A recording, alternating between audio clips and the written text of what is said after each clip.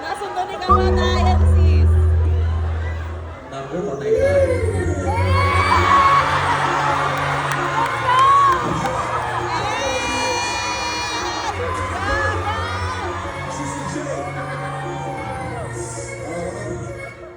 Let's break.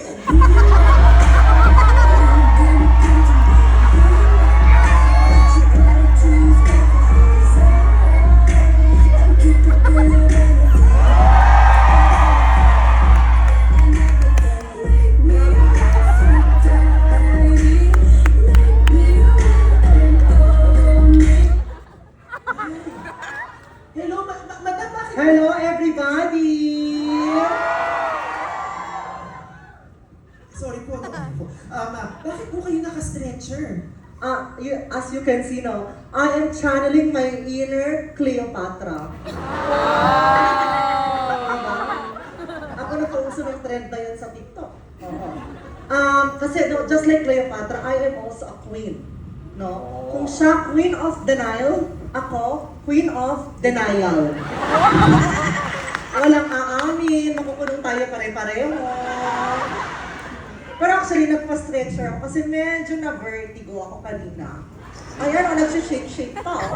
Kayo dahil, naramdam mo. Kasi nagpe-prepare ako ng talumpati, no? Nag-prepare ako ng speech. Ayun. At tatawagin natin itong the baddest speech in the game. Ka muna, Kaya naman, boys, let's bring this shit down. Okay na ako. Mga bastos kayo, ha? Pag kayo nangungusa-punso, walang sisihan, ha? It started from the bottom, now we're here. So, meron kayong hinandang talumpati para sa amin. Ano po ba ang speech na to?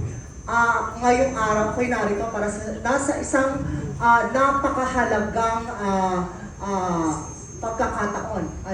Talagang pinaghandaan ko to kasi sinuot ko pa yung pang 18th birthday ko, oh. Diba? Kasi I'm healing my inner child. Pero ngayong araw, narito ako para ihatid ang aking ikahuling SONA. State of the Nunal Address.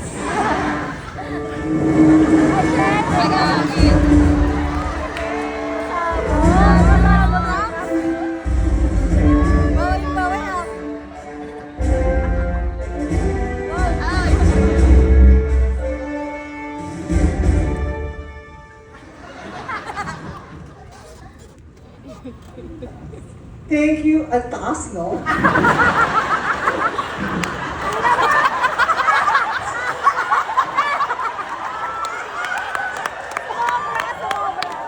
Sobrang taas. Kita ko yung bulbulan ko.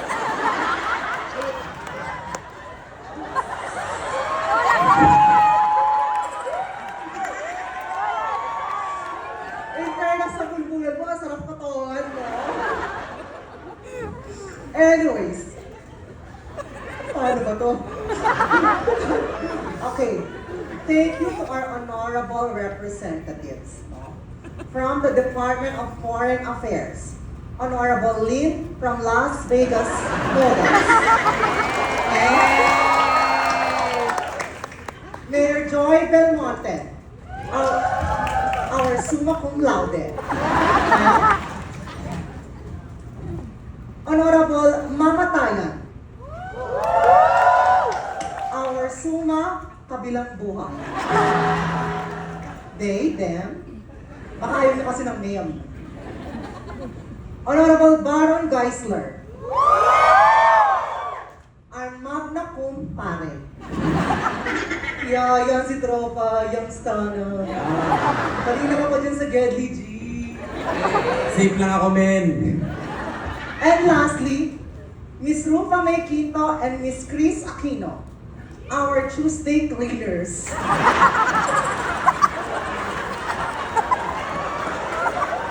Kakalinis ko ba? Teachers, parents, faculty and staff.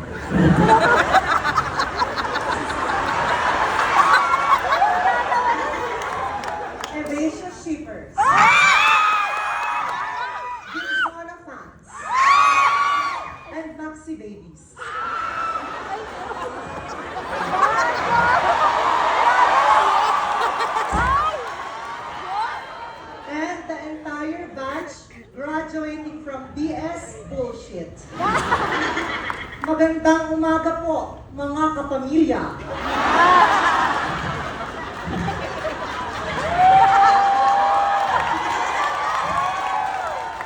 Ako po ay lubos na nagagalak na ipahayag ang mga achievements ng nakaraang termino. Unang-una sa lahat, kabilang na po ang Pilipinas sa upper middle income countries. Palakpakan!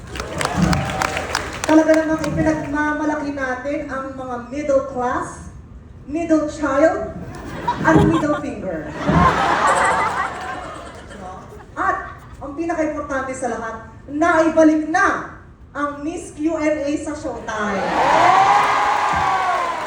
At makakaasa kayo na hindi na makakasampa ng entablado ang isang taong kinaayawan ninyo.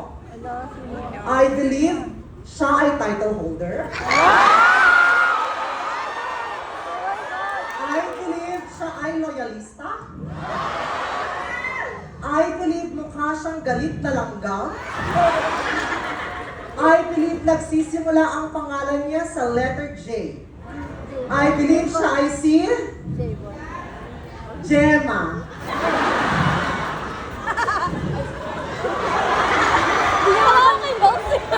Talaga namang lubos-lubos ang bukas ng biyaya sa ating bansa sa nakaraang taon. Dahil dyan, naniniwala ako sa kasabihang, when it rains, it's wet. Maraming salamat, batch of 2020. Maraming salamat sa valedictorian niyo po. First ni Gloria Macapagal-Arroyo.